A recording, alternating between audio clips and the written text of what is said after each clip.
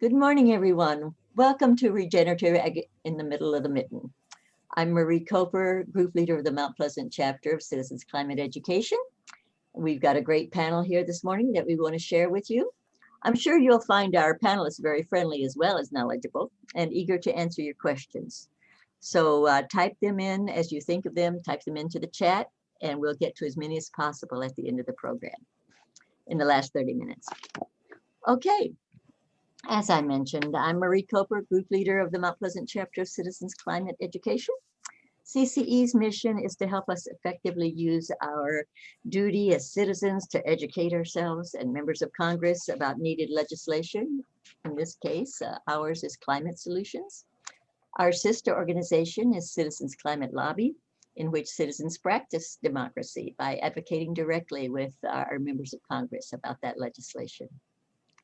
Although we agree with scientists and 3,700 economists that tell us a price on carbon is the market signal needed to reduce climate change and its impacts, we know there's no one silver bullet to such a complex problem. We therefore also lend our support to a number of complementary solutions like sequestering carbon in plants and soil, which increases crop yields for farmers and reduces climate impacts for everyone. That brings us to today's collaboration with Isabella County Extension Office on regenerative agriculture. I'm pleased to introduce Paul Gross, MSU Extension Educator for Isabella County. He'll tell you how he got into this work and then introduce each panelist for their opening remarks. After that, we'll open it up for your questions and answer as many as we can get to. Paul? Well, good morning, Marie, and good morning, everyone. I appreciate the opportunity to be here to collaborate with you on this. I've been working, well, for quite a few years in the central Michigan area with farmers, primarily the last several on cover crop soil health. And cover crops and soil health really fit well with the regenerative agriculture. And I'm just kind of excited to listen to some of our panelists and talk about some of the things that we see farmers do as it relates to regenerative ag and soil health. And I think one of the things in the advertisement was the movie The Living Soil, and that's just a tremendous video. If you haven't had a chance to see it, I think it really explains a lot of the things that are really important to agriculture. And in the light of climate change, the farmers are usually at the tip of the spear when it comes to climate change and weather patterns. And so I'm anxious to hear what the other panelists have and have a discussion today on carbon sequestration. There's a lot of activity now going on, as Marie mentioned, with carbon sequestration, and a lot of industries are getting involved in their sustainability efforts to sequester carbon and manage climate change. So with that, I'm going to introduce, kind of go down through, excuse me, and introduce the rest of the panelists. And I guess first up, Bob Thompson. Bob, would you like to introduce yourself? Sure. Again, my name is Bob Thompson. My personal background is that I'm a fourth generation farmer in the mid-Michigan, central Michigan area. Grew up on a dairy farm and currently operated as a cash crop beef operation. Professionally, I worked for the Farm Service Agency as a county level manager, a county executive director. I did that for 33 years, beginning back in the late 70s through 10 years ago. I retired and I became the president of the Michigan Farmers Union, which is a branch of the National Farmers Union. And I would like to give you their website address. Is just simply nfu.org. And you can find a lot of information on that particular page that will tie to the climate discussions that we're going to be having today. Thank you, Paul. Thank you, Bob. Sarah Franzek, welcome. I'm glad you could join us. I'm here. You could introduce yourself and talk talk about what you do and a little bit your Sure. background that you bring to the table here. Sure. My name is Sarah Franzak. I'm an environmental management educator with Michigan State University Extension. I'm based in Hillsdale County, so I'm down there in the last tier of counties, if you don't know where that is.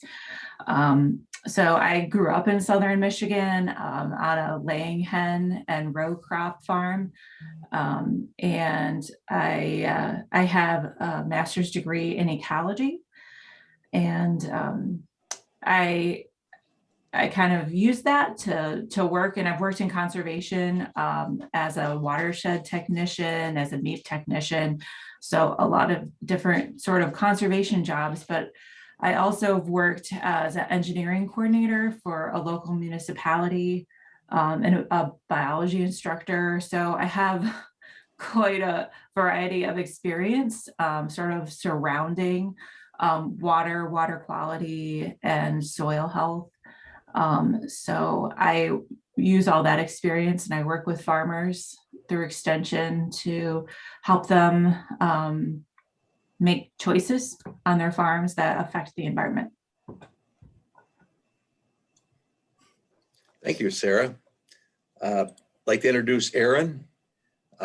Aaron is our farmer for today. And just for a point, that picture of that nice radish you see is from Aaron's farm, taken last fall, the part of the cover crop he put in. So welcome, Aaron. Could you introduce yourself and maybe some thoughts about regenerative ag, and I guess anything you want to say? All right. Thank you, Paul. Thanks for having me here, folks. I'm a farmer, part-time farmer here in Bay County, Michigan. Been doing cover crops for probably about 7 years now. 100% no-till and cover crops for about 3 or 4 years. And you know, regenerative agriculture, I think it's the way to do things, and I do it on my farm. And I guess if I didn't think it was a thing to do, I wouldn't be doing it on my farm. And I think that the rest of the folks in the, you know, I guess in the country are coming around. I've seen things change a lot.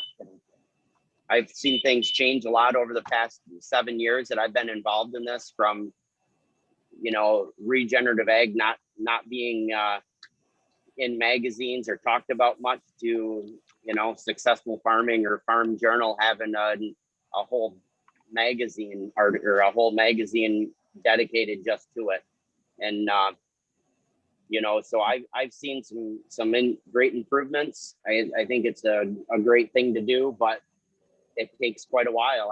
I'm still not 100% comfortable after 5 years of doing things, still playing and tweaking with things. And Paul and I just talked yesterday, actually, and it's pretty interesting. Yesterday was a great day here with 20+ mile-an-hour winds and seeing just the erosion effects on things. So very, very neat. And you know, I think it's the way of the future for farming, and very passionate about it. And I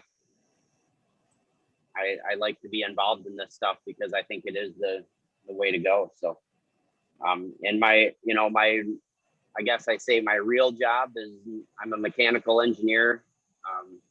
Been doing that mechanical engineering for what, about 22 years now, and farming for about 30. So that's my background. And like I said, thank you very much, and looking forward to the presentation.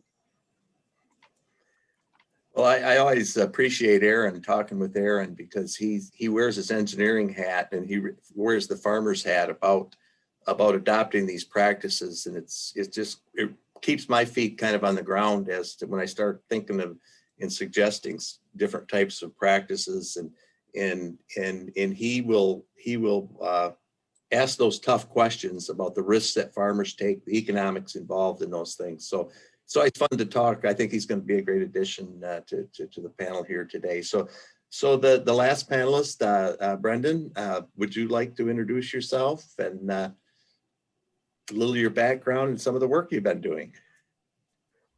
Yes, good morning. Thanks for the invite, Marie and Paul. Really pleased to join you this morning. I'm on the academic sort of side, I suppose, of I'm a soil scientist and a soil microbiologist by training. Um, I'm not at the land grant. I'm not at the land grant currently. I'm at the University of Michigan School for Environment and Sustainability. But I sort of came to soil. Just a quick background. I'm a Kentuckian, so I grew up in Kentucky. So today, some folks may be aware there's a very big day in Kentucky, the first Saturday in May. But my experience was growing up around small tobacco farmers, which no longer exist quite so much anymore. And that was interesting to see farming on a very small scale. Your neighbors are helping each other out. Very small acreages of a cash crop. And I got interested in soil and soil science pretty early. And sort of like Sarah, I got interested in ecology and saw the sort of connection between the things that are living in the soil and how important that is to soil fertility, and how many ecosystem processes are kind of flow through the soil, but then, how critical it is to farming. So ever since sort of undergrad, I've been trying to piece those different parts together, the research and thinking about how it impacts farmers. I got hooked up with Paul because I started to do some work in soil health. And my big question, which I'll talk a little bit about today, was, we're developing all these metrics for soil health, and it's sort of a new paradigm for information that we can share with farmers about their fields and how to manage them, and how management might change their soil. And a lot of those new measures were developed on manicured, perfect little field sites that are kind of treated the same way for years on end. And I was wondering how do they react on farmer fields, and how can we understand what farmers know about their own fields in comparison to what the tests tell us. So I can talk a little bit about that today. And anything else about whatever I can share about how soil carbon works and soil microbes process carbon, and some of these finer scale processes. So thanks again for having me. Thank you, Brendan. I'm kind of excited to hear some of the things that you had to say, because I still talk a lot about some of the experiences you had with the research we had. And a lot of times, it's always nice to know how those soil processes work. So I asked Brendan if he would maybe share a few slides about some of the research that he's done, and how, we're really talking about carbon sequestration and paying for carbon. And, so how do those processes work to help us better understand those processes, and maybe those tests, those indicators that industries are using to pay farmers? Well, that's definitely it's a work in progress at several levels. The former lab I kind of learned at originally just kind of wrote an article about the urgency of linking field scale measures of carbon with landscape levels of carbon. That's a real challenge for researchers right now, because we're trying to link what happens in a farmer's field, and then understanding, well, across this landscape, whether it's Mount Pleasant or Isabella County, or different regions of Michigan, how does that scale up to what we're really doing for soil carbon?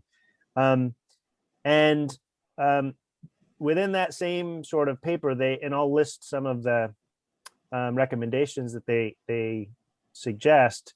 They kind of describe the key processes that soil scientists have gone through for thinking about sequestering soil carbon over the years.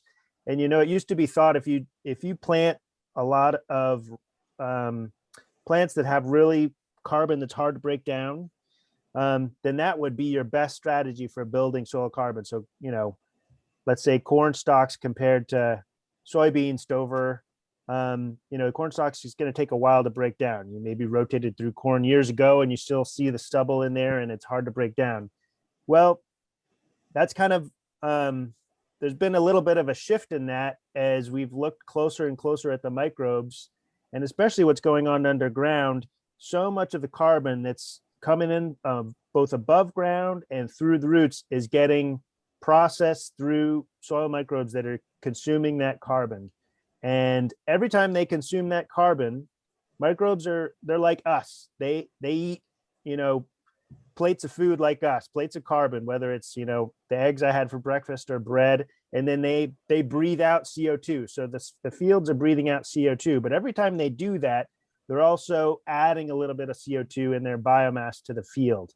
So that seems to be a really key component for understanding how we build soil carbon. It's not just adding carbon. If you added a bunch of sawdust to your field, that sawdust isn't going to go away for a while.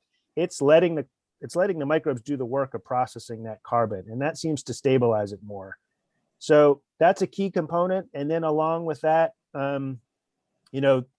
such an important thing is this talk of tillage, and I hope Aaron will talk more about his practices, is the soil environment itself. So microbes are important, but also the complexity of that soil environment. Every time we kind of remove that complexity through tillage and kind of flatten the ecosystem, so to speak, and mix up those aggregates, we lose a lot of the complexity that also helps to store a lot of that carbon. So that's both an opportunity in the sense that we know that reducing tillage and safeguarding that soil environment will help build soil carbon. But it's also a challenge because there's such a temptation to go in sometimes and do some tillage, whether it's, and there's all different levels, I'm sure, of folks that are committed totally to no tillage and will always be tempted to maybe go in once in a while. So that soil environment and keeping it intact is just another really critical part of storing carbon. And I guess the final point I'll make on that is just that there's a lot of talk of all the diversity in soil, and that's a real thing that I focus on a lot, measuring the microbes that are in soil, understanding what they do. And one thing that we've found, and lots of people have found, is the diversity is really important. And there's a lot of talk of the diversity of microbes in soil, but there are so many different types of microbes.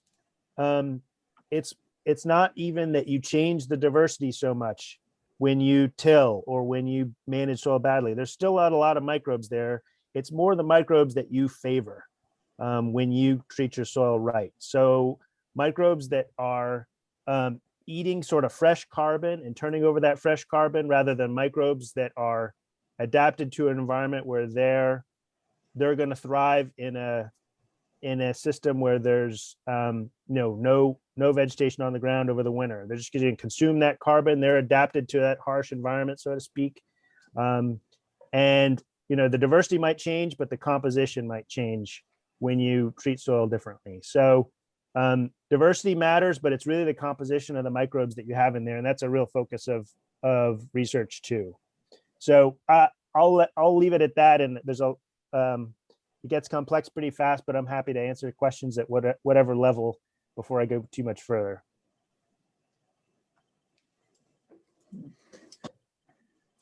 Okay, thank you, Brendan. Thank you very much. That's very interesting. Marie, do you have a question? Well, I was just wondering, do you have a round number on are we talking hundreds of microbes, thousands of microbes, different types that are available, potentially? Of course. That's a great question. So really in a gram of soil, or whatever measure you want to take, just in a handful of soil, there's billions of microbes. Billions. And just for comparison, and sometimes this creeps people out, but our cells in our body they're pretty big cells compared to microbes, right? And the microbes are very tiny, even though there's also a cell, but there's a lot more microbes in us, in our guts, on our bodies, than there are cells on us. So that's a hard concept to think about, but it just gives you an idea of the scale, that there might be 30 million cells in our body, but that we're dwarfed by the number of cells that of microbes that are on our skin and in our guts. And it's sort of the same thing with soil. Soil you pick up, it might not look living and breathing, but boy, even if it's an often a beat up soil, it'll have a lot of bacteria in there. So yeah, it's on the order of billions. And then, you know, I tend to be a little bit focused on microbes, but there's a whole other world of, you know, worms and mesofauna and a whole food web that's part of the way carbon cycles too. Yeah, that's fascinating, and so impressive that we know that and appreciate that. Yeah, the first time I found out that human beings are made up of more microbes and bacteria than human cells, it was mind-boggling. But yeah, it's a complex system, the whole world. Thank you, Brendan. Sure. So I guess I'd like to ask maybe Brendan a question too. And we're talking about, of course, we're talking about carbon sequestration, you know, to remediate climate change. How much carbon can we reasonably expect if we adopt regenerative practices in tons per acre? You know, there's a pretty big number that's out there if we're really going to impact the climate change. What we have to sequester. Can ag do it? Can we do it with those practices? So there's maybe three buckets that can fall into. One is sort of a theoretical bucket, which is what do we know from studying soil in terms of how much carbon soils can sequester, and sort of the outlier figure for that is that you know, if let's just start with a year-to-year practice, that soils in places like Michigan can store about 4 molecules of carbon per 1,000 molecules that are being emitted on a yearly basis. And that's a lot. That would be a huge amount of carbon, on the order of gigatons across the Midwest. So that sounds a little confusing, but if I just put it in comparison terms, let's say that about 15% of the carbon emissions globally are coming from agriculture and from changes in land use. So by that, I mean, I read this morning, they cleared 30 Manhattan-sized pieces of land in the Amazon this year. So that's the land use that's releasing carbon. And about that amount, we're talking 15%, that's about 2 billion tons of carbon per year are being released by agriculture. So that can be reversed, and about 20% of our emissions can be taken down in agriculture, can be removed from agriculture. But remember, we're net producers right now. So the theoretical is one thing. We can draw down a lot of carbon. The second basket is sort of the economic, right? And we'll probably talk about this today, but all that it's going to take to transition in terms of equipment, all the different players that are involved to get management to a level where we're actually undertaking those practices that will sequester carbon. That means planting more legumes. That means reducing your nitrogen input. That means more no-till. That's the economic and sort of practical end of things. And then I think there's sort of a third bucket of things that is sort of systemic in society. Like, to what extent can we, you know, and that's maybe what partly this is about today too, is society going to support some of these changes, right? It's a systemic change, and expecting millions of farmers to undertake this, they're going to need an incentive. So there's sort of the practical part of it too. And one of the things I wonder about is there's so much land, for example, that's rented across the country. And Aaron just mentioned this morning, he's been at this, you know, anyone who's undertaking these practices, they're dedicated for years and years to these practices. And things like rented land, you might not treat the same way as your own land, right? So that's 3 different ways that I think about it. But I know from the soil science point of view, it's very theoretically possible. And I wonder about how to break up the how that can get done. You know, if Isabella County became a region where this was a real focal point, then that might seed, you know, activity in other counties, or if it happens at the federal level. I think there's a lot of ways that you can go about this, but certainly from the soil science point of view, you can store an awful lot of carbon. And what's more important than that is that hopefully it should help farmer livelihoods and at the same time. Yeah, that's a great. Sarah, you on mute. Go ahead. Yeah, well, I think when we think about incentives, there's things that aren't just cash that are incentives. So we get better soil, and that can give us better crop yields, right? But there's also an infrastructure point of view that needs to be taken into account, because if you have good soil health, you're using cover crops, you've got filter strips, and you know, if you're doing those things, you also have a lot less cost in cleaning out your ditches. There's less cost for the drain commissioner or whatever your structure is in your county to have to spend money on replacing culverts. You have to, as we see like stronger storms, with climate change, we're also seeing more roads getting washed out. If we have better control of the soil that's in our fields, then we don't fill up our ditches with dirt, which means our culverts work and our roads don't blow out, right? So there's a lot of other benefits.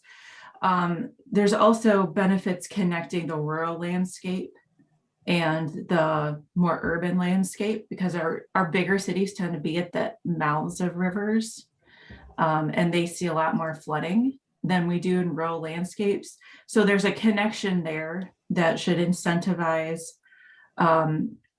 those larger cities to work with smaller municipalities to arrange a co-beneficial, right, kind of system that allows for them to work together to reduce flooding in those places. And all of that has to do with how healthy soils are in fields. So Sarah, are there any examples in the country where you have those rural landscapes, those municipalities working together with individuals in those watersheds that's successful? I can think of a lot of problematic ones, Paul. I can't. No, I tried it in the city that I worked for. It was really difficult to set up, even between like a small city and the rural landscape. Because there's a ownership of water and space that's kind of in our heads that we sort of have to push against a little bit when we talk about how water moves through landscapes, right? And you know, like if one landowner is putting a bunch of dirt into a waterway, right? And then what happens is like the guy downstream complains that so-and-so did this and it ended up this way, right? We've all heard that. If you live in a rural space, you've heard like, oh, you know, Joe dumped like all of his dirt down the thing and it's his fault and I don't want to clean it up, right? So it's much more common that it comes out in problems instead of solutions, Paul, I'm sorry. But it needs to be a mindset that at the local level of how we work with the other governmental organizations that surround us, right? The township needs to work with the small cities and the villages, and they need to work with the private landowners who then in turn work with NRCS or, DNR or whoever is there trying to help put in those kind of practices that prevent some of these issues. So I have a quick question. How do you get that to happen?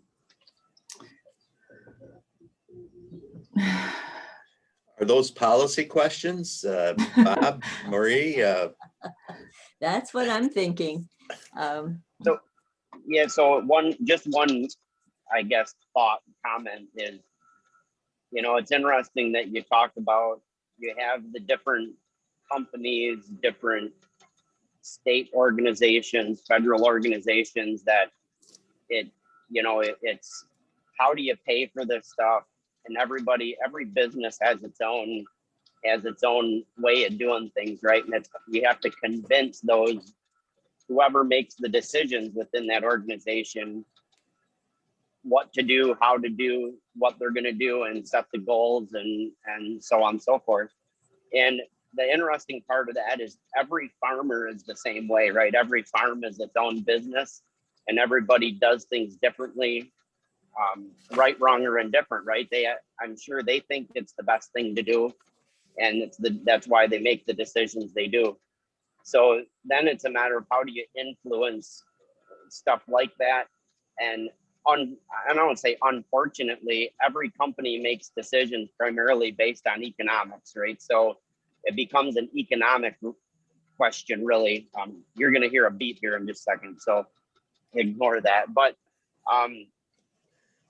so that's what I see as being one of the biggest problems with getting a lot of this stuff to be mainstream on the agricultural side or the farmer side, is it's an economic thing, and things get thrown out there.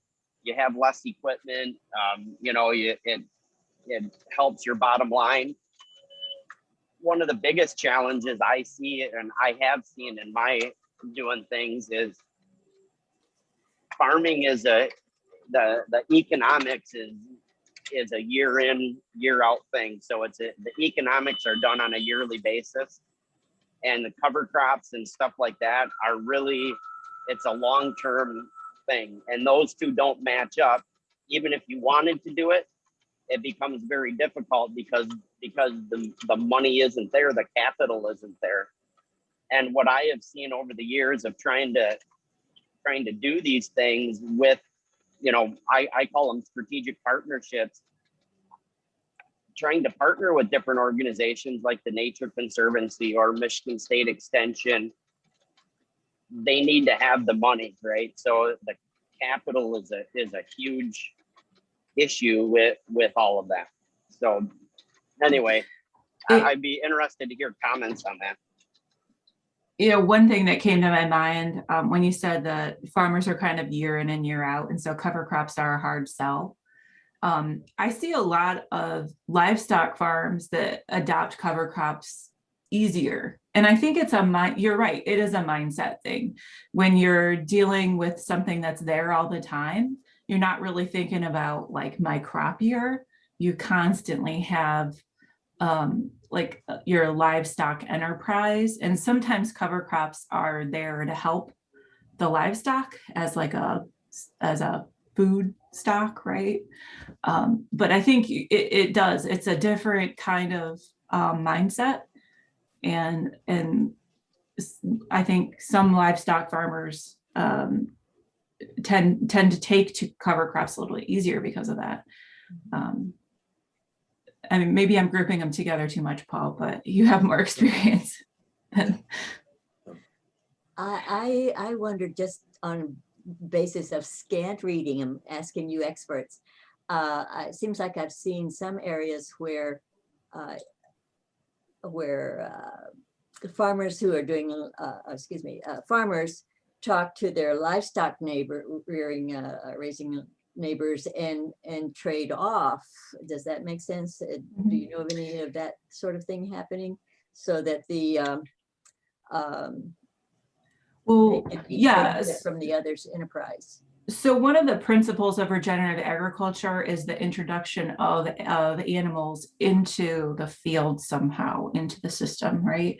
Whether that's including manure in the process, right? Bringing manure in and putting it down, or grazing animals. And we know Jason Roundtree at MSU. He has done a lot of research about carbon sequestration in grazing systems.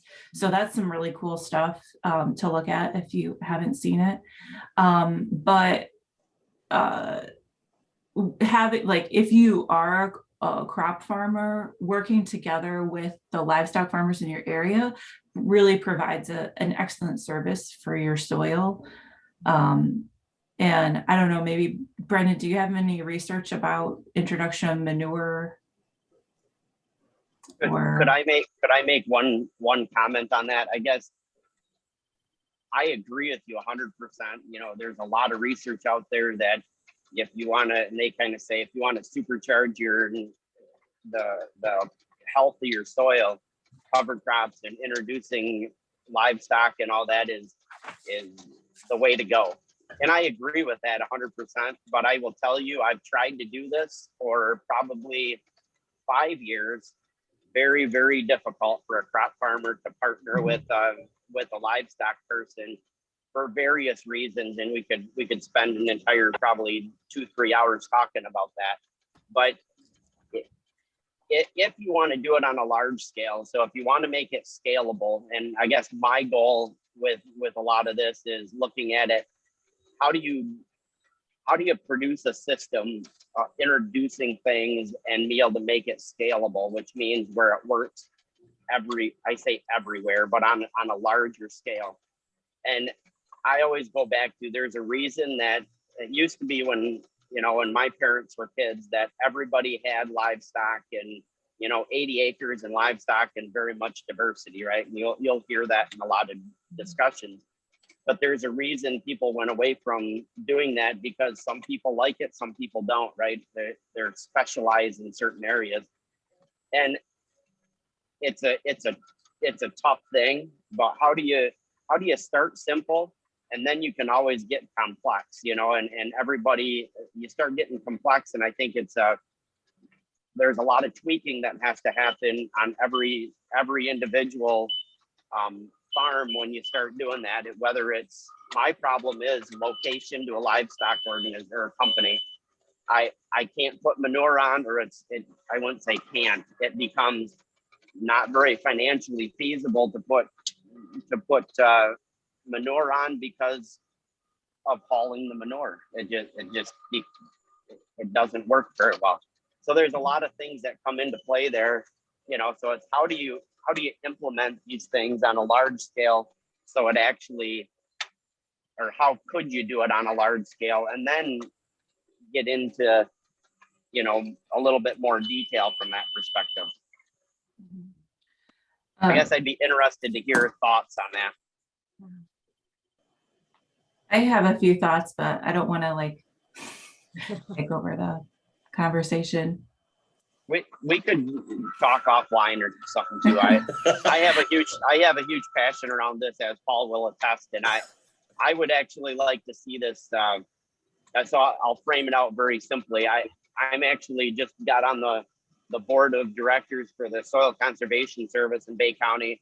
My goal is to make Bay County the flagship county for cover crops and no-till, and so that's my passion. My first thought is, one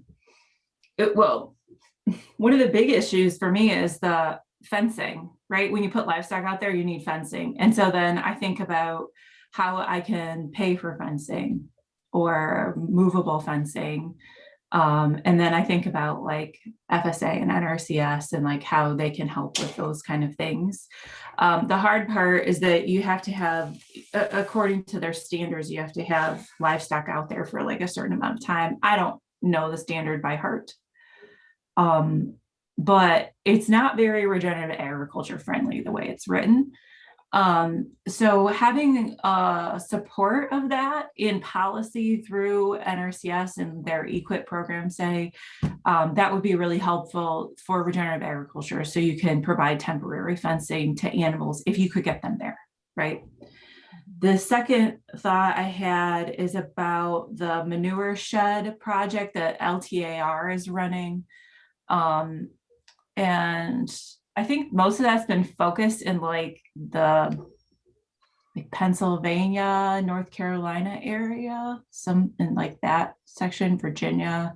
They've been doing a lot of research about how manure is created in one section and feed comes from another section of the country, and then being able to connect those places back and to put on the manure that was created from the feed that it came from. Does that make sense?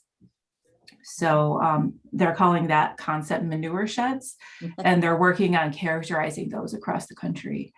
And I think that'll help with kind of what you're saying about how do I get this manure back? How do I get it to where it's from?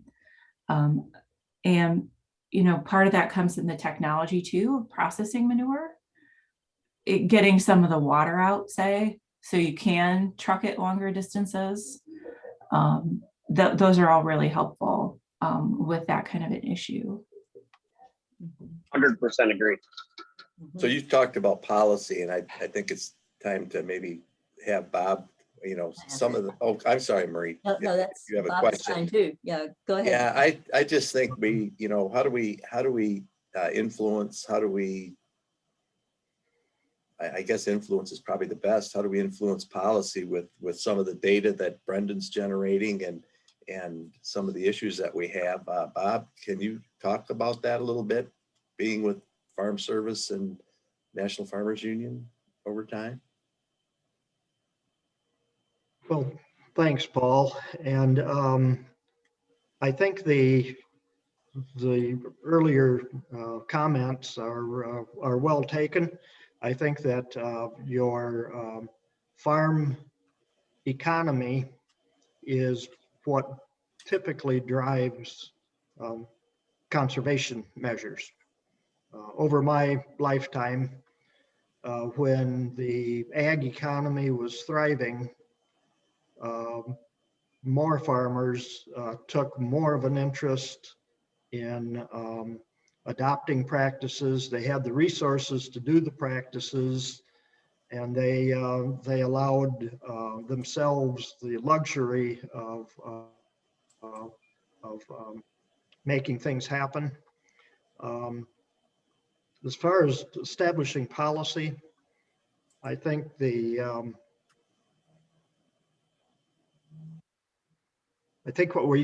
what we need to recognize is the political reality in a lot of areas, and I think Brendan touched on that, as Sarah did. And the political reality is that you need to have the politicians that are willing to put programs and policies in place that will help the smaller family farm operations and generate the income. I mean, we ebb and flow in farming. We go all one way for a while, and then we go all another way for a while, and we never quite ever settle in the center. Reference to Aaron in Bay County, and I congratulate him and encourage him to participate with the Soil Conservation Service there.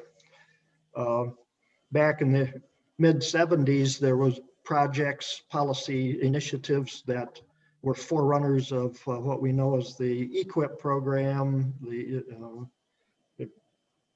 and the CRP programs and like that, where farmers were encouraged through people like Brandon and Paul and Sarah to get rid of their moldboard plows and to chisel plow. And there were incentives, cash incentives in order to do that. Once people got that pretty much in place, which solved some problems, then they went to the CRP, Conservation Reserve Program, cover crops, and the like. And I'm not quite sure how we turn the clock back to where, frankly, somebody commented, the diversity that we had on farms. My grandfather's farm, even the way we farmed as kids, Paul, Um, the economic realities don't allow you to do that today. I've got ground that's much better suited for hay crops than it is cash crops. The dilemma there is I put the hay crops in, I've got to be able to sell that crop to somebody to make the income. And that's what it boils down to. It's an income system. So, but we need to get, as agriculture, specifically to the Farmers Union, and I know Marie on the Citizens Climate Lobby, we need to be engaged to the highest levels. We in agriculture need to be involved with our policy makers, our legislators, whether that be at the state level or the federal level, and encourage them to adopt policies that will enhance the ultimate goal rather than a political goal that may or may not be out there. Can I add, like, being locally involved on your planning commissions and those kind of organizations too is really helpful to move infrastructure and that kind of projects forward. And in being on like township boards, that's really helpful. You know, economics always kind of plays a big part in so much of this stuff. And I think Bob, you mentioned it too. And I know I always I don't pick on Aaron. I always ask Aaron for, you know, his observations, you know, since he started to adapt some of the regenerative type practices, which is, you know, he feels it's beneficial. Has it improved your bottom line? Has it helped your bottom line? You know, Aaron, you have any comment on that? Looks like he may be, Yeah, sorry, I was trying to take myself off mute. Yeah, I mean, I think there's multiple challenges that I've come to, and as Paul knows, and you know, I've spent an awful lot of time and have a passion, and I'm driven to do this, okay, and I'm going to make it work. But I can't make it work without the economics lining up, and that is my guiding light, is economics and really engineering principles behind how to make this stuff work is my guiding light. And I take that as my kind of my boundaries to keep me in line, because I think if you don't, you get out of line. So, you know, I'll give an example. This kind of goes to policy and how things aren't set up the best, and you know, technical expertise is important. A lot of farmers, I feel, are what I call operators, right? They just want to farm. They just want to go in and plant the 5,000 acres they have and harvest it, and that's all they're staffed to do, right? They're not in it for the research and development side of things and trying to figure new things out. But that being said, you go to like your NRCS and stuff like that, and try to find technical expertise is very, very difficult. And you know, and I take the mindset of, I go into some of these programs, they say, all right, single species cover crop. I decide I'm going to do cereal rye. And so they tell you, here's the range of what you have to plant. And they don't tell you how to plant it. They don't tell you necessarily what to plant, but I can tell you for a fact that cereal rye, if you plant it right, you can do it you can get the results you're looking for with probably less than their minimum that they tell you can plant. And Paul knows that I push the envelope on that pretty hard, and that's just what I do, but many people will not. So you know, that comes down to economics, right? You look at it and you go, how can I make money at this? Or how can I do it and bring the best value to my farm? So I look at those practices, the economics of how do I bring value to my farm? And it has to bring value or I'm not going to do it. And if somebody goes and puts down 2 bushel the acre of cereal rye and it doesn't work for them, most farmers, it'll be the last time they do it for many, many years because they don't forget very easy. So that's my feedback on that. And that's the way that I do things. And I don't really compare myself much to my neighbors. I just do what I feel is the best thing to do and bring value to my farm. So I don't have a lot of comparisons to what other folks do. And if I could interject here, I think that inability to find the specific technical assistance that you need, that has been a political policy issue for a number of years, where research and development dollars have continually declined. And you folks with MSU, I'm sure you've been fully aware of that. I've watched it from the outside. But those are the types of programs and policies that need to be addressed from the political spectrum to get the research dollars back into those areas that have been struggling, and then be able to go forward. Yes, I also find that each of those county offices varies on the amount of technical expertise available, right? Because some people are more experienced than others in different things. And I feel like they're really understaffed in a lot of places. And so even if they have the expertise, maybe they don't have the time to really like hone down on your specific problem. I think that's where MSU Extension comes in and MDARD comes in, the Department of Agriculture, where we can help with some of those technical things. But we have to all kind of work together and as agencies to provide everybody with what they need. And I think the other thing, Aaron, that I'm really interested in how you think about this, because this is what comes to my head, because you're talking about economics, but to me there's this other thing, and there's this ecosystem services, which researchers have had a terrible time putting numbers on and putting value on. But I think farmers intrinsically get it after a while, like after 5-10 years of doing something, they're like, there's this other factor, whether it's the diversity that Brendan's talking about, that really provides that extra value in their field, or if it's providing space for pollinators, for a different kind of vegetable crop, say.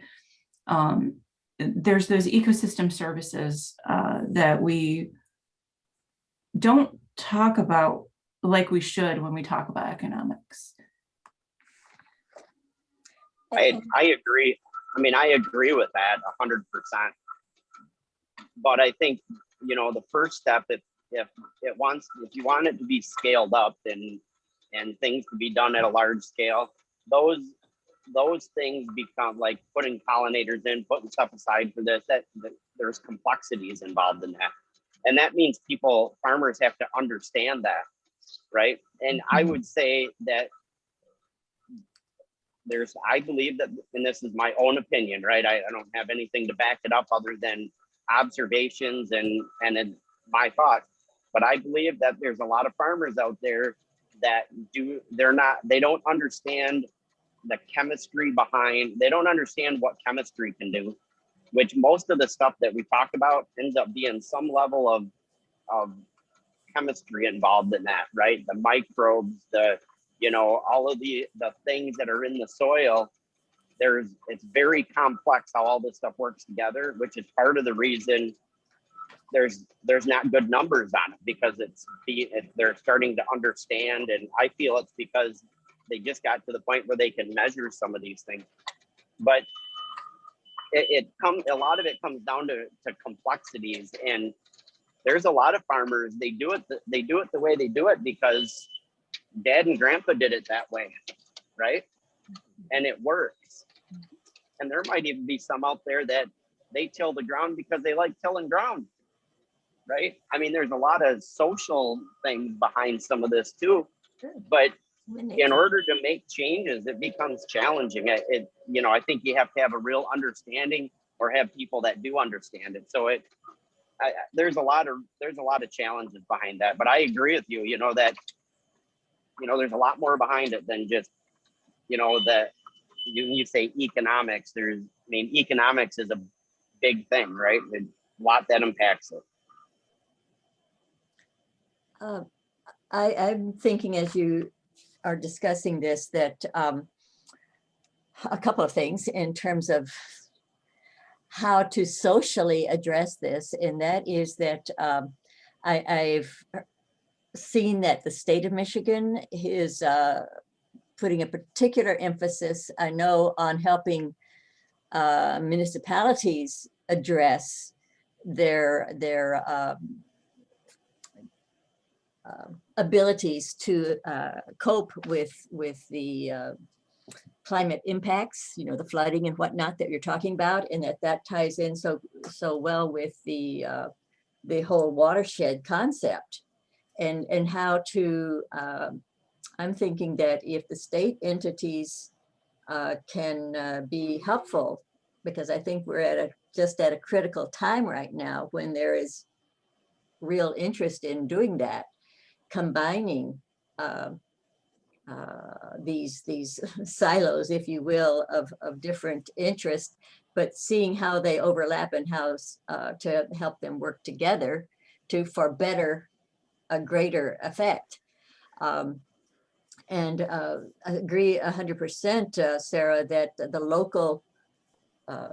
our local activity is crucial because that's where it all actually percolates up in terms of who we vote for at the local level on up that will support what we are learning is critically important. And I'm thinking it's not just farmers that need to, that need to understand this or want to understand this. It's all of us consumers, because then we can also vote accordingly and advocate accordingly, and appreciate that if food costs go up any amount, that we are investing, if you will, in a healthier world, in more nutritious food, in fewer climate impacts with flooding and runoff, and that we all benefit. So just how to frame it so that we are all involved in this process. It's not just a farming issue, as I see it. So maybe if we can think about the engaging a societal network that will address all of these issues. I think that there are just share that concept with every organization that we're involved with. Brendan, you've been chomping at the bit to get in here a couple of times. Well, you've got the floor. I really want to come back to what Marie said, but also based on what Sarah and Bob and Aaron have mentioned. I know Paul wanted me to share some of the data I have from Isabella County, which I'll try and do real quick, because I hope it links directly to some of these issues that we're touching on. And I'll try to be brief and simple. Can everyone see my sort of slides here? Yes. And I wonder, can folks see my pointer when I move it? Yes. Yeah. Oh, great.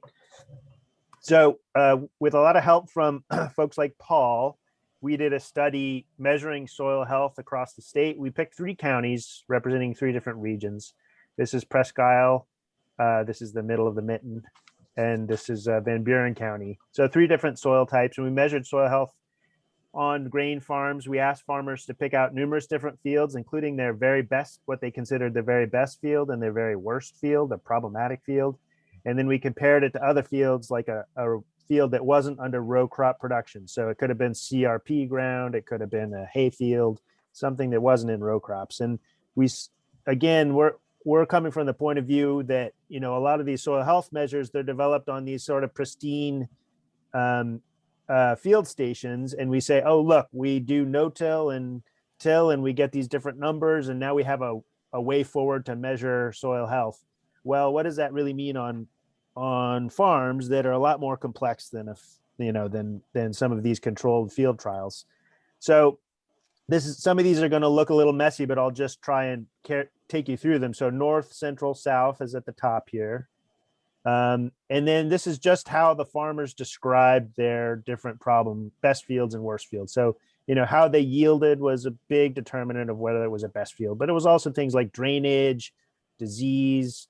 A best field, they might test different practices on. This is my best field. I'm going to see if this works, this new practice or this new tillage or this new crop or a cover crop.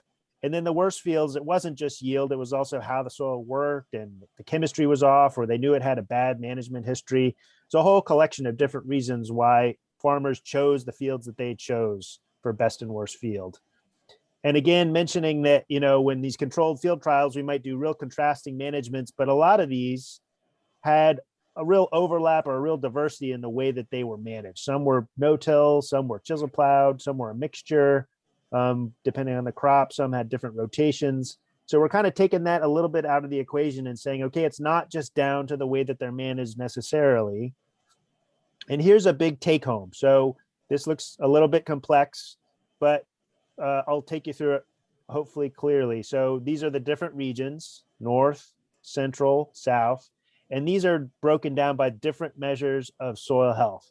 So physical measures of soil health, so things like aggregation and water storing capacity, biological measures of soil health.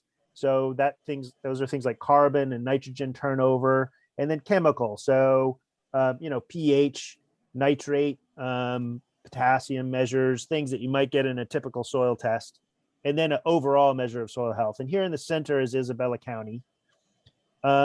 And one thing I really want to, I should point out the last thing, which is that the black is the best field, the white is the worst field, and the NRC is the non-row crop field. So if you just focus on the center panel here, we can see that the red means that there's a difference between the fields. So we know the overall take home from the study is that the biological and the physical measures of soil health are really distinguishing between the best and the worst fields. But all these chemical measures that we usually measure in a typical soil test, they're not distinguishing between best and worst fields. So why is that? You go and you take a soil test and there's no real difference between these chemical measures in your best field and your worst field, and they may be dramatically different in terms of yield and how they work and all that. So it's partly because they're good farmers and they're following the typical soil test. They're adding, the inputs that are suggested from the soil test. We're managing for chemistry, but we're not managing necessarily for the biology, and we're not managing for the physical properties of the soil. So in terms of metrics and how we guide farmers and information that's used, whether it's through NRCS or through MSU, there needs to be a change. We've managed based on nitrogen inputs and phosphorus inputs for decades, since the 50s at least. And there needs to be a different set of information that we can communicate with farmers. Another take home from this is that this came from farmer knowledge. The farmers know whether they're best and worst fields, and our little study in Isabella County showed that when they know it's a best or a worst field, it's because of the physical characteristics and because of the biological characteristics which we can pick up the test. So that sort of validates this soil health approach, that the farmers know what they're talking about. But then it also says now we have a writ of a roadmap for using different testing methods to help to aid farmers or arm farmers with more information. It's also a message, I think, to scientists and to extension folks to say, okay, now I need to collaborate even more with farmers because they know their fields. This isn't a controlled field study. They know their fields. We can learn a lot from what they bring to the table in different fields, how different fields respond to different management practices, and we can try and measure those and kind of combine our knowledge, right? So I think the types of information that we're dealing with is really important, and whether we build incentives around those measurements rather than other types of measurements from the field might be one avenue. But we need to change the conversation about what's important. I'm just putting up a slide here that just lists practices that are regenerative. So perennial types of vegetation, right? So whether that's cover cropping or haying more or changing a rotation, reducing tillage, more infixing plants, higher levels of crop rotation with different types of crops, use of mixtures maybe, or amendments like manure. A lot of these we have touched on. And, probably for the farmers on this call and for Aaron, these are all, technically doable.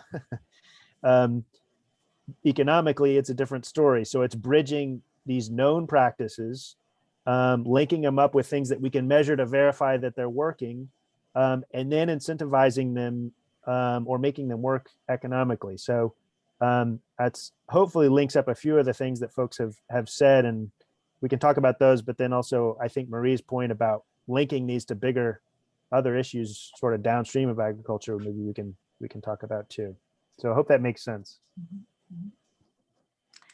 One piece of legislation that Bob and I'm sure others of you know about too is that's been reintroduced this year, and Senator Stabenow of Michigan, obviously, and Senator Braun.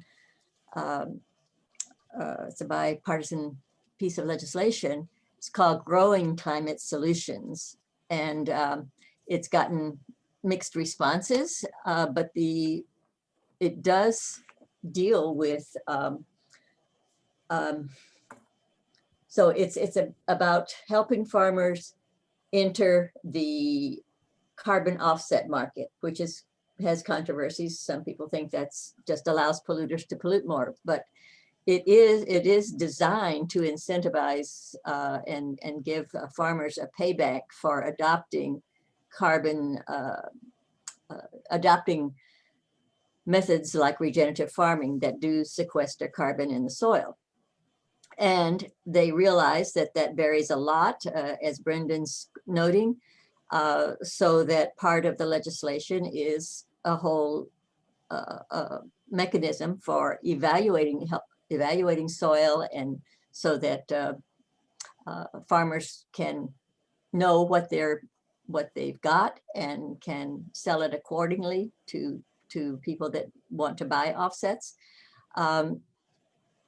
And it also sets up the mechanism for managing that, so that it's not on the farmers to become to add this whole marketing situation. So I think there's a very conscious effort to address that incentive part there. So that's something that folks can look into and again advocate for if they think that's a way to go. So Brendan, do you think that based on your work with carbon sequestration, do you think that we have the indicators, can we measure adequately to put a value on it? So one, I'll refrain from showing more slides, but another thing that we were trying to understand from that study is we can measure carbon in lots of different ways. And sometimes the carbon number that we measure for, let's say, someone who wants to buy a carbon credit, that might be a little different from the carbon number that a farmer's interested in. And, there's a soil health number for active carbon that has been used a lot And we found from our study that it wasn't as good as measuring carbon turnover in the soil, which is a different number. And that carbon turnover in the soil was a much better predictor of what was a best soil. So, so to answer your question, Paul, I think we're going to need to understand how these measurements link together, because I think we really need to incentivize. I'm not necessarily a big carbon credit, swamp the market in carbon credits, but we need to understand when we're building carbon, what's good for the farmer and what's good for the farm, and what's good for these people who want to buy the carbon credits, and make sure that they're aligned. Because we can't build a soil test that's measuring soil carbon and tell and base it off of what say we're sequestering carbon. I think the soil test needs to help the farmer manage. And so I know that in places like Bay County and Isabella County, there's a huge potential to build a lot of soil carbon. I want the right numbers to go to the right people. And I think when you run a soil test and you can tell a farmer, well, you planted rye in this way and it has totally changed the way that you're cycling carbon over 2 seasons, that's much more useful for the long-term goal of building soil carbon than saying, oh, you added 0.5% carbon and we're going to track that over time. I think we need to measure it as the success and livelihood of the farmer, and then the carbon will come. Right. If we're using those types of results to leverage good practices.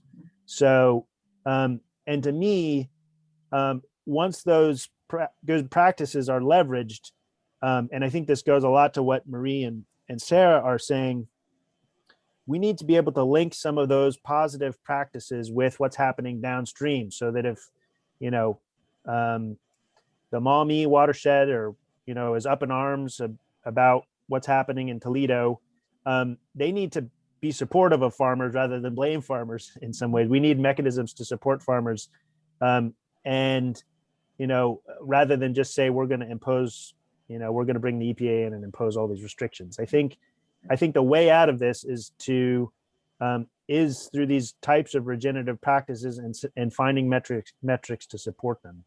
And again, I think it's lost in this, what's technically possible and what is economically and socially kind of making those more viable. Because I think technically it's very viable, but farmers aren't doing it because it's not technically possible.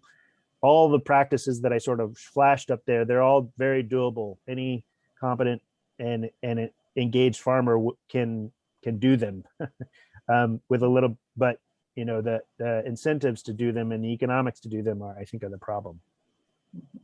Right. One thing that might help people think about it is, well, if a lot of your listeners are in like the Saginaw Bay area, there are a ton of road culverts. Drive down the road and count how many culverts you go over. There are just a whole ton in that area, like more than anywhere else in the state. So you want to think about that. And from one project I worked on, I was replacing one road culvert that was in an industrial park. Okay, so it had to be pretty heavy duty. So I had to take out the road culvert, put one in, and put new road on. It cost $1.3 million. If we can prevent spending that kind of money on one project inside of a municipality, and instead prevent the degradation of that infrastructure by investing in the rural landscape, I think in the long run, that's just a whole lot better. That brings up so important, Sarah, and that brings up the whole issue, I think, of risk management. And I don't know if how that concept is discussed in farming literature, but I think it's huge. I know the Commodities Future Trading Commission, federal agency had a risk management subcommittee that you may know about that just released a few months ago, Managing Climate Risk in the US Financial System. And the agricultural sector was one of the financial systems. I mean, it's obviously a huge part of our economy and commodities. And so they experts from that agriculture sector were involved in listing, analyzing, and reporting what the risk management factors are for agriculture and making recommendations. And again, so maybe this is a piece that we need to bring into the conversation with these other entities so that we realize that we're all connected in our various sectors are all connected in terms of our economic health, our physical health, and social health, and that we can that we need to connect those dots for best effect. Yes, MSUs, we're actually working on a climate ready farm assessment. So farmers can go through and assess their farms for climate readiness. Cool. Which doesn't connect them. Like we said, we were talking about connecting systems, but at least it helps that farmer think about their fields and their farm. I wanted to circle back to something that I think it was Aaron. You were talking about financials for your farm and how that mattered. And it reminded me of a conversation I had with another farmer. And he was talking about how he farms his rented fields. And we were talking about the financials of each field and how he decides on whether farming a certain way on that field pays off. And to think kind of the way Brendan was about your best and your worst fields, and am I really making money on my worst field farming it the way I'm farming it? Or do I need to change my practices? Or in the case of the farmer that I was talking to, he was like, I'm gonna get a 5-year lease and I'm gonna put this into CRP and let it rest and get some carbon into the soil, and it'll have some other benefits. But it's hard. I asked him, I'm like, how did you get the landowner to go along with it? Right? He was like, oh, well, he hunts. And so he was fine with it. I mean, but not everybody has hunter friendly landowners. But I think that's another key part of the puzzle. Like, don't farm the worst land just for the sake of farming it. Let's think about this in an economic way. And I wondered if the panelists had any kind of thoughts about that. I'll just say we've got 10 minutes left on our schedule, and this has been so interesting to me anyway. My grandfather was a farmer, and he knew each crop to put in different sandy soil versus the clay, but all of that. So I understand where you're coming from. I don't see any questions in the chat, but sometimes people don't like to type as much as maybe raise their hands. So if there's anyone in the participants that want to ask a question here too, I think we should give them a chance to raise their hand and be, but you'd have to turn on your videos to see your hands, okay? Or you can actually do it via your, if you can see a reactions button down on the bottom of your screen, if you click on that, there's a raise hand button there. So you could do that. So we'll give you that opportunity, but continue with what you were saying. I'm sorry to interrupt. Somebody was beginning to say something here. Was that you, Sarah, or? She actually was directing. Oh, go ahead, Bob. Go ahead, Bob. No, I was just going to comment. Thank you, Paul. Can you hear me? Yeah. I was just going to comment on what Sarah's last comment was about the rented land and whether or not we can get landowners to go along with what the operator of the farm wants to do. that's a tough one. As an FSA manager over the years, that I was in the office when we had the initial CRP signups back in the early 80s. And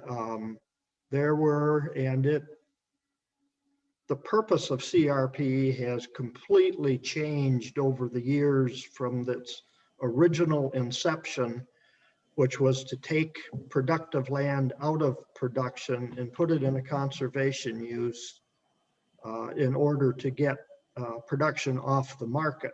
It was about half weight on the economics of it to get overproduction under control at the time. And it has evolved into, it has to be the absolute worst field that you've got, will help butterflies and pheasants and whatnot. And I think we need to get back into that, but to the point that the landowners over time have tried to use programs like CRP to maintain ownership of their land without having to farm it themselves. And that's where there have been operators that would not be allowed to put it in CRP, on landowners that would not be allowed to put it in CRP because of policies and procedures that are in place to protect, quote unquote, protect unscrupulous people from gaining advantage economically one way or the other. And so but it's a real, ownership of land is a real emotional issue, particularly land that's been in, like our farm, Paul's farm, different ones, where we're multi-generational, and you don't want to lose that control. Right. For what that's worth.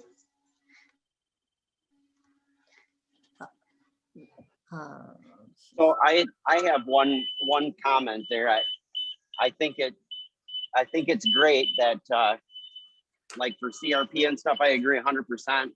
I mean, just throw a scenario. It actually came up just the other day for me with CRP stuff, and that is the fact that what I would like to do, I have a field, I would like to put it in CRP, and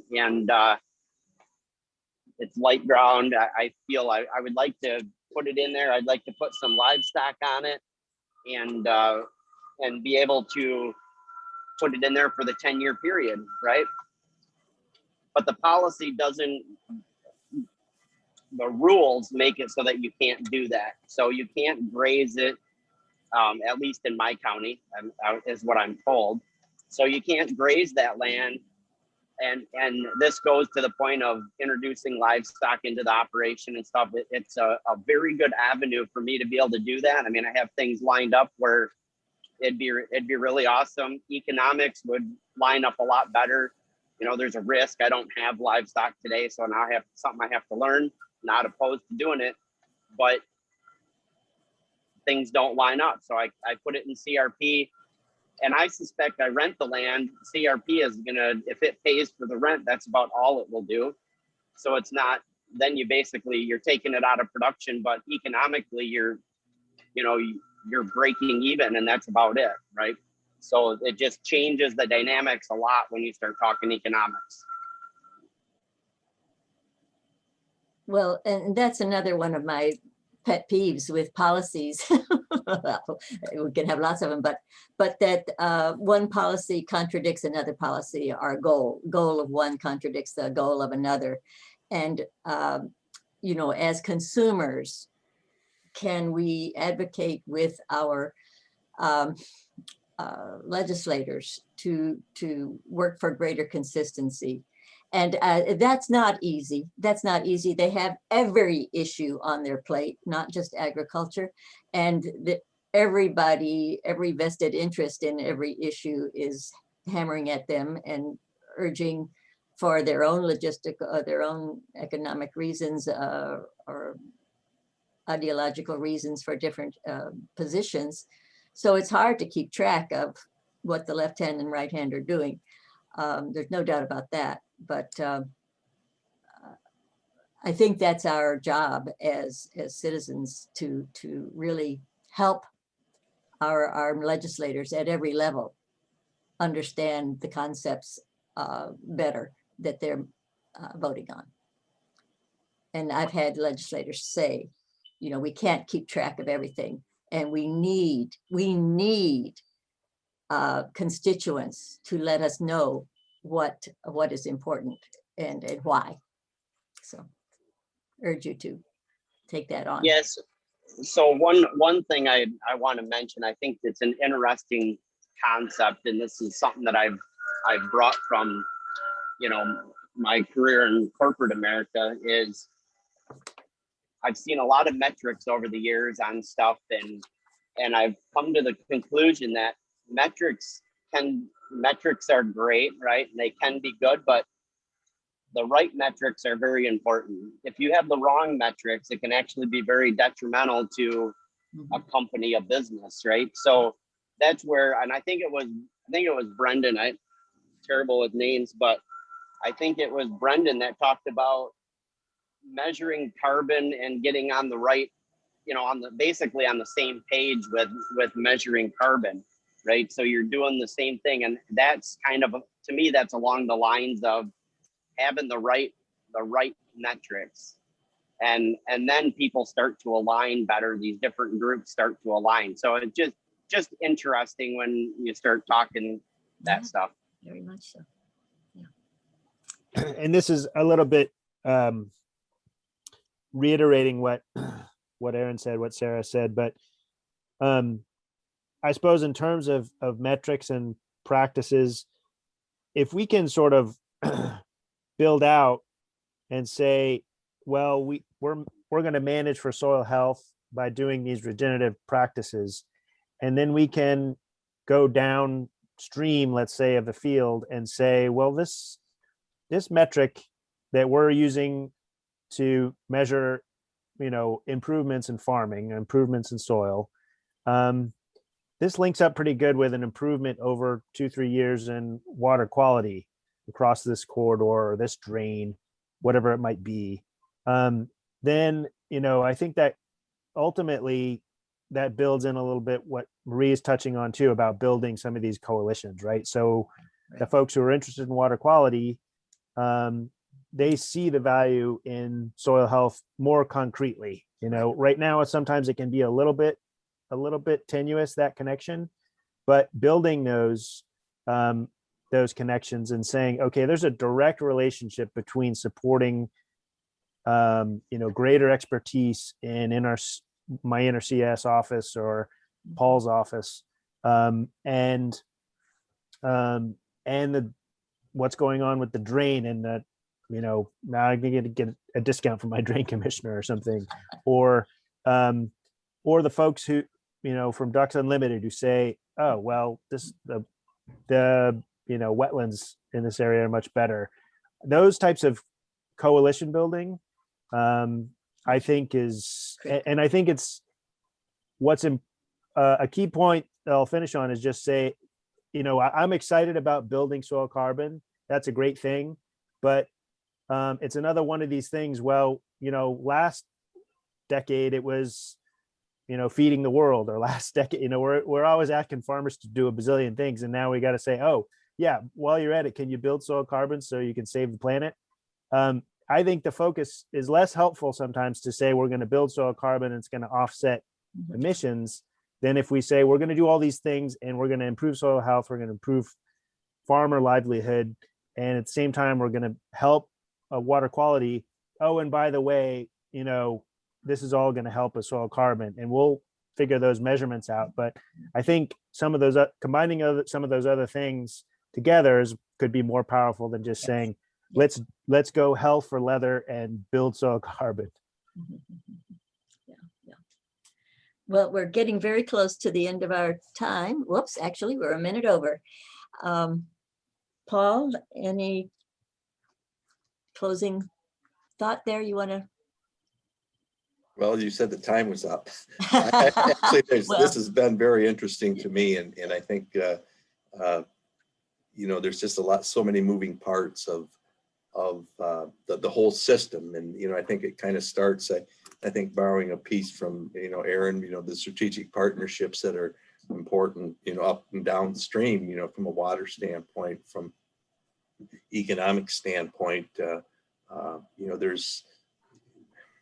There's a lot of benefits to the community by implementing the regenerative practices on farms. Brendan has pretty much showed us that it can be done. They're all doable and scalable, and it's just how do we move the needle, I guess, is the challenge. How do we build these coalitions to accomplish these goals that are going to benefit everyone? That would be my closing shot. Thank you, Paul. I agree. And I'll just say too, we hope you've all enjoyed learning more about regenerative agriculture. You might save the chat in case to get those links to the panelist information, and a participant added a website here too that for resources, and that's great because that kind of sharing is always useful. If you have more questions, please feel free to contact any of us. We thank you very much for taking time out of your busy schedules to take this opportunity to appreciate all that the soil that we walk on every day and often take for granted, all that it can provide for us. And thank you very much for attending today. Well, thank you for inviting me. I appreciate it. Thanks, everyone. Thanks, everyone. For participating. I appreciate it. I felt like I was at a seminar. Me too. Yeah, thank you. Super.